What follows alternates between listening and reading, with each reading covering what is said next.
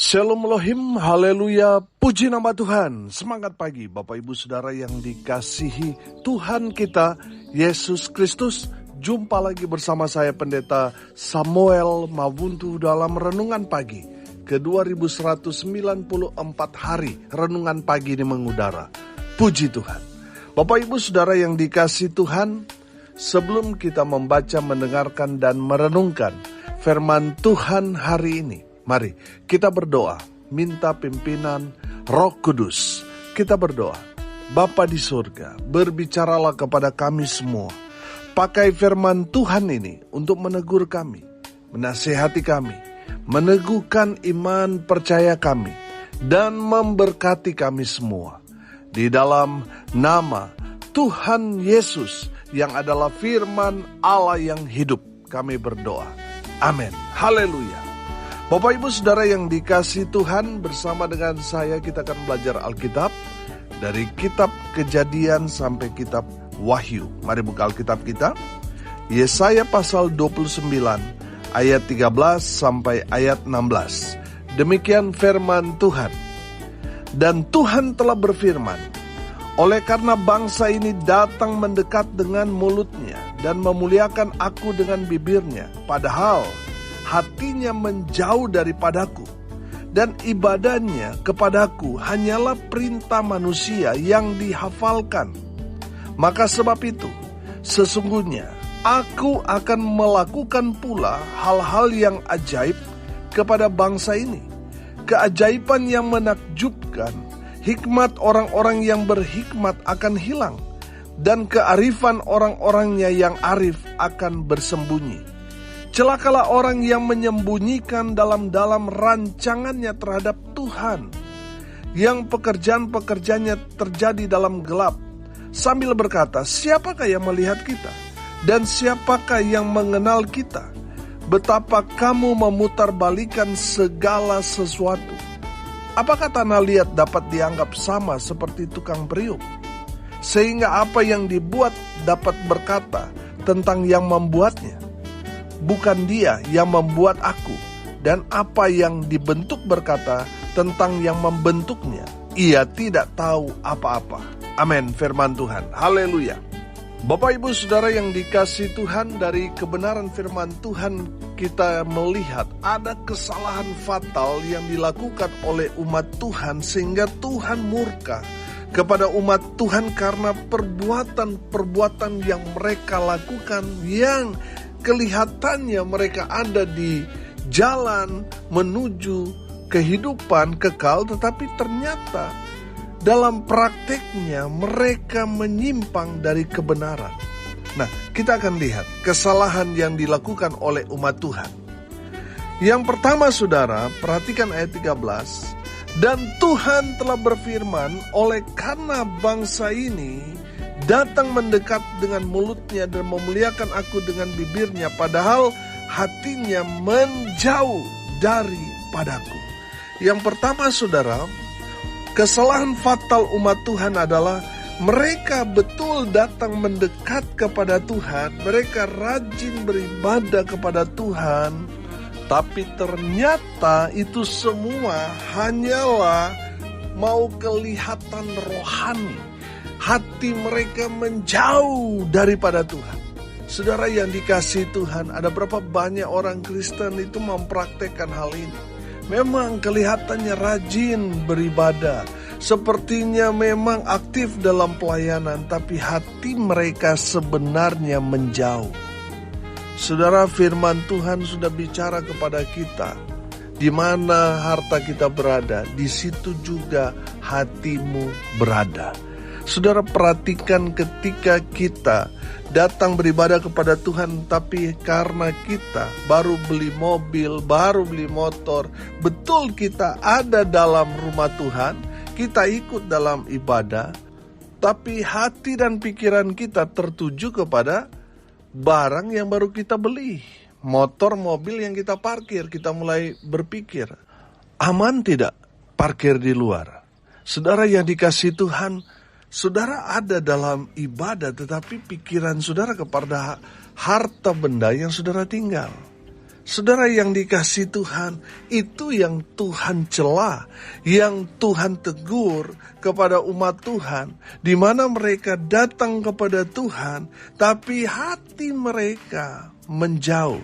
Hati mereka ada pada harta kekayaan mereka. Bapak Ibu Saudara, dengar ini baik-baik. Di saat kita datang beribadah kepada Tuhan, biarlah kita betul-betul fokus datang untuk memuji, menyembah, dan mendengarkan firman Tuhan. Amin. Jangan kepada hal-hal yang lain. Tuhan cemburu, saudara. Di saat saudara datang kepada Tuhan, tubuh saudara aja yang ada, tetapi hati saudara ada di mana-mana. Itu yang Tuhan tidak suka kepada umat Tuhan. Tuhan mau kita betul-betul menyerahkan hidup kita, tubuh, jiwa, dan roh kita dalam keadaan kita datang kepada Tuhan. Kita betul-betul fokus kepada Tuhan. Amin. Hati kita betul-betul terpaut kepada Tuhan. Oh haleluya. Itu yang Tuhan mau. Jangan sampai kita datang kepada Tuhan dalam ibadah ke gereja, tapi hanya mencari daftar hadir. Biar kelihatan pendeta kita masuk gereja. Saudara, Tuhan tidak mau kita hanya absen.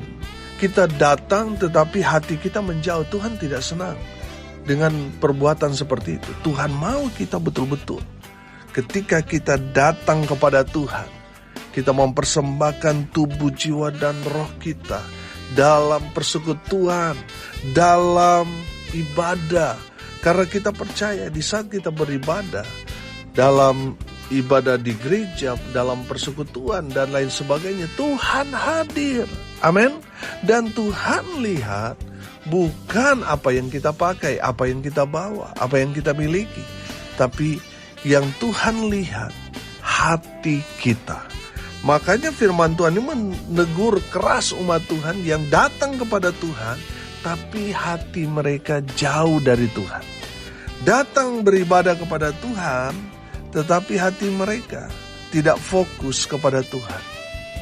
Saudara yang dikasihi Tuhan, Tuhan mau kita ketika kita datang kepada Tuhan, datang dengan rasa cinta, dengan mengasihi Tuhan dengan segenap hati kita. Amin. Saudara yang dikasihi Tuhan, kesalahan umat Tuhan, mereka datang kepada Tuhan tetapi hati mereka menjauh dari Tuhan. Yang kedua kesalahan mereka, perhatikan masih di ayat 13.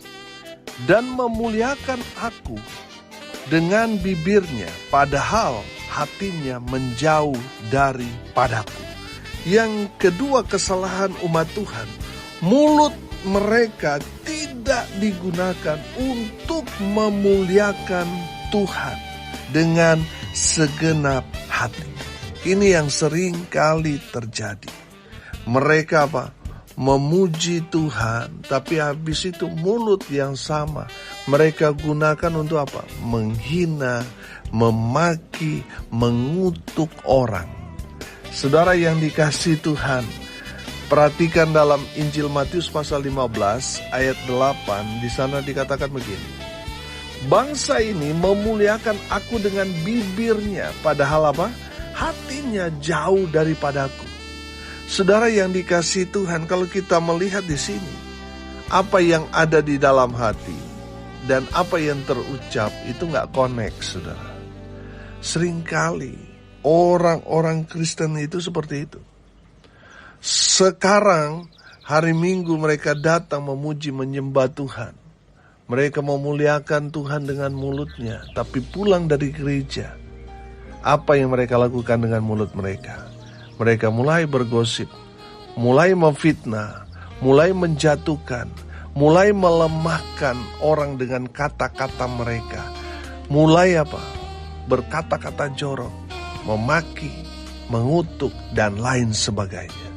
Saudara yang dikasihi Tuhan, Tuhan tidak suka dengan orang-orang seperti itu. Hanya hari-hari tertentu saja mempermuliakan Tuhan dengan mulut mereka. Tapi setelah itu mereka memuliakan iblis dengan mulut-mulut mereka, dengan gosip, dengan fitnah, dengan kata-kata makian, kata-kata kotor yang keluar dari mulut mereka. Mereka bukan memuliakan Tuhan tetapi memuliakan iblis. Saudara dan saya anak-anak Tuhan, gunakan mulut kita untuk memuliakan Tuhan. Amin.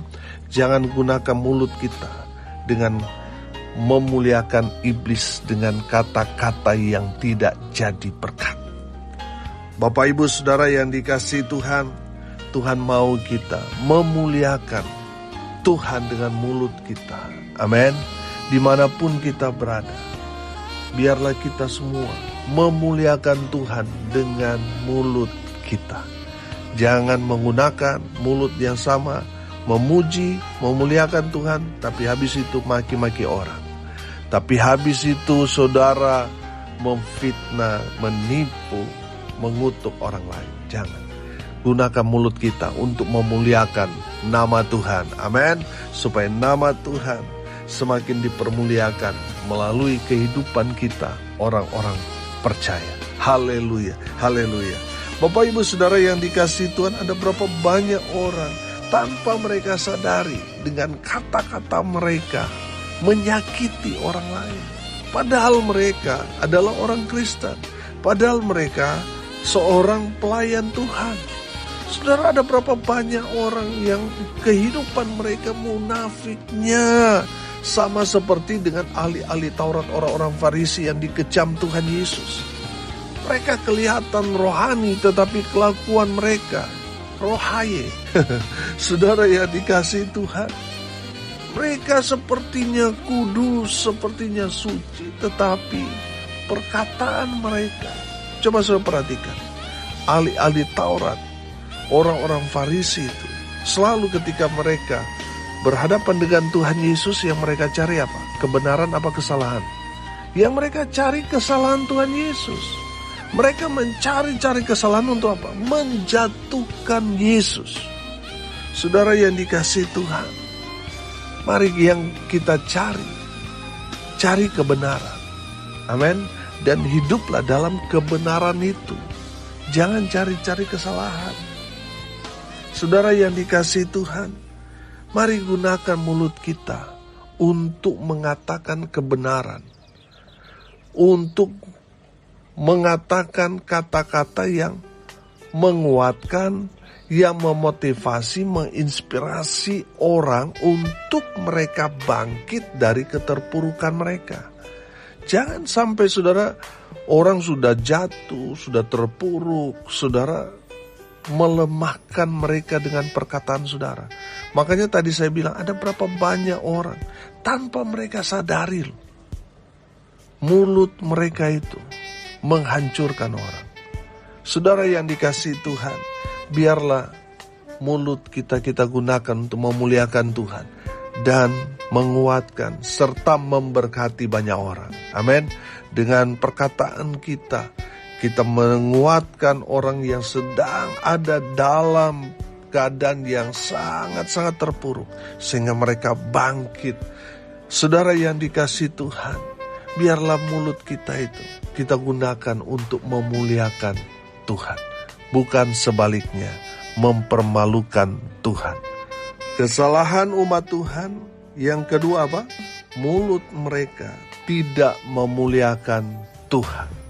Yang ketiga, kesalahan umat Tuhan yang ketiga, perhatikan masih di ayat 13. Dan ibadah kepadaku hanyalah perintah manusia yang apa? Dihafalkan. Saya menangkap di sini berarti ibadah mereka itu hanya ritual semata. Ada berapa banyak di antara kita melakukan ibadah itu hanya sebagai ritual semata. Dulu saya pernah pelayanan, saudara, di mana gereja tersebut memang betul-betul tertata dalam ibadah, sehingga mereka betul-betul mengikutinya. Mereka memang betul-betul tahu secara detail dan tidak boleh ada yang terlewatkan. Jadi mereka betul-betul mengikuti ini tata cara ibadahnya, berapa hari ini mereka harus ikuti itu. Dan kalau ada satu yang terlewatkan, itu bisa jadi masalah, saudara. Saudara yang dikasihi Tuhan, dengar ini baik-baik. Dalam firman Tuhan ini kita dapat menangkap pesan bahwa ibadah itu bukan sekedar ritual semata, tapi memang betul-betul hubungan kita dengan Tuhan itu yang Tuhan mau. Banyak orang mencari-cari kesalahan ini. Wah, ini susunan ibadahnya ini, tata caranya ini salah ini. Ada yang terlewatkan ini. Ini tidak dibacakan. Ini lagu tidak dinyanyikan ini. Wah, ini bisa jadi masalah. Saudara yang dikasihi Tuhan, kalau kita seperti itu terlalu liturgis, kita ini hanya menjalankan ibadah secara ritual. Ini yang menjadi masalah. Saudara yang dikasihi Tuhan, Tuhan mau kita memang betul-betul paham dalam ibadah bahwa esensi yang paling terpenting dalam ibadah adalah ketika kita mendengarkan firman Tuhan yang disampaikan oleh hamba Tuhan. Amin. Itu yang terpenting dan tidak boleh kita lewatkan. Nah, kalau kita menjalankan satu ritual, oh ini harus begini, harus begitu. Saudara yang dikasihi Tuhan, ketika saudara melihat orang-orang Kristen yang ada di Cina, di mana mereka menyanyi, saudara, tidak mengeluarkan suara. Karena kalau mereka mengeluarkan suara akan ketahuan mereka beribadah, mereka bisa ditangkap dan dipenjara tanpa pengadilan. Mereka beribadah tetapi tidak seperti apa yang sering kali kita lakukan. Saudara yang dikasihi Tuhan, bagi mereka yang terpenting adalah ketika mereka membaca firman Tuhan dan mendengar pesan firman Tuhan melalui khotbah walaupun hanya bisik-bisik, saudara. Saudara yang dikasihi Tuhan, yang paling penting dalam ibadah bukan secara liturgi susunan ibadahnya itu, tapi betul-betul kita menikmati hadirat Tuhan, kita mendengarkan firman Tuhan, kita betul-betul hidup dalam persekutuan dengan Tuhan. Itu yang paling penting. Amin. Dalam ibadah kita nggak nyanyi. Biasanya mungkin satu ibadah 5 kali kita menyanyi. Walaupun hanya sekali itu nggak ada masalah. Yang jadi masalah kalau dalam persekutuan itu tidak ada firman Tuhan yang dibacakan atau disampaikan. Itu baru kesalahan besar, saudara. Tapi kalau hanya misalkan, oh ini ada yang kurang lagunya, terus dipermasalahkan, itu menandakan ibadah yang kita jalankan itu ritual semata. Saudara, kalau orang mengikuti ibadah ritual dalam ibadah itu biasanya mereka mengikuti ibadat tapi tidak ada rasa di sana. Mereka hanya menjalankan, ya karena saya Kristen makanya saya ibadah, saya melakukan ini dan itu. Tapi hubungan saudara dengan Tuhan itu tidak ada. Kehidupan saudara tidak ada perubahan. Berarti saudara hanya menjalankan ritual dalam ibadah. Coba saudara lihat dalam kegiatan yang kita lakukan. Apakah itu sekedar ritual atau betul-betul hubungan kita dengan Tuhan? Saudara, Tuhan mau kita beribadah kepada Tuhan dengan segenap hati, dengan dasar cinta kepada Tuhan, sehingga kita klik dengan Tuhan. Amin. Bapak Ibu Saudara yang dikasihi Tuhan, dari kesalahan umat Tuhan ini kita belajar. Jangan sampai kita datang mendekat kepada Tuhan, kita beribadah kepada Tuhan, tapi hati kita jauh. Pastikan saudara datang beribadah kepada Tuhan dan hati saudara terpaut kepada Tuhan. Amin. Yang kedua saudara, kesalahan umat Tuhan, mulut mereka memuliakan Tuhan dalam ibadah, tapi keluar dari ibadah mereka mulai memaki, menghina, memfitnah, mulai pakai kata kotor keluar dari mulut mereka. Yang tadinya kudus sekarang kudis, saudara. Saudara yang dikasihi Tuhan, dengar ini baik-baik. Gunakan mulut kita untuk mempermuliakan Tuhan. Amin. Jadikan perkataan yang keluar dari mulut kita menguatkan orang, memotivasi orang, memberkati orang, sehingga apa yang kita katakan itu membangun iman orang yang ada di sekitar kita. Amin. Haleluya. Dan kesalahan yang ketiga, ibadah umat Tuhan, mereka hanya menjalankan ibadah itu seperti menjalankan ritual agama. Ini yang menjadi masalah. Saudara yang dikasihi Tuhan, marilah kita beribadah kepada Tuhan dengan segenap hati. Amin. Mari kita berdoa. Terima kasih Bapa di surga sudah menegur, menasihati kami dengan kebenaran firman Tuhan ini. Berkati semua pendengar dimanapun mereka berada. Tuhan memberkati hidup mereka, rumah tangga mereka diberkati, usaha pekerjaan pelayanan mereka diberkati Tuhan, dibuat beruntung, berhasil dalam segala hal. Mereka yang sakit, Tuhan Yesus jamah, lawat mereka oleh bilur-bilur darah Yesus. Mereka yang sakit disembuhkan, mereka yang lemah dikuatkan, mereka yang berduka cita saat ini diberikan penghiburan, kekuatan kepada keluarga yang ditinggalkan. Tuhan memberkati semua pendengar dimanapun mereka berada. Bapak Ibu Saudara yang dikasihi Tuhan, arahkanlah hatimu kepada Tuhan dan terimalah berkat dari Tuhan Yesus. Tuhan memberkati engkau dan melindungi engkau. Tuhan menyinari engkau dengan wajah-Nya dan memberi engkau kasih karunia. Tuhan menghadapkan wajah-Nya kepadamu dan memberi engkau damai sejahtera. Di dalam nama Tuhan Yesus yang adalah firman Allah yang hidup, kami berdoa. Amin. Haleluya.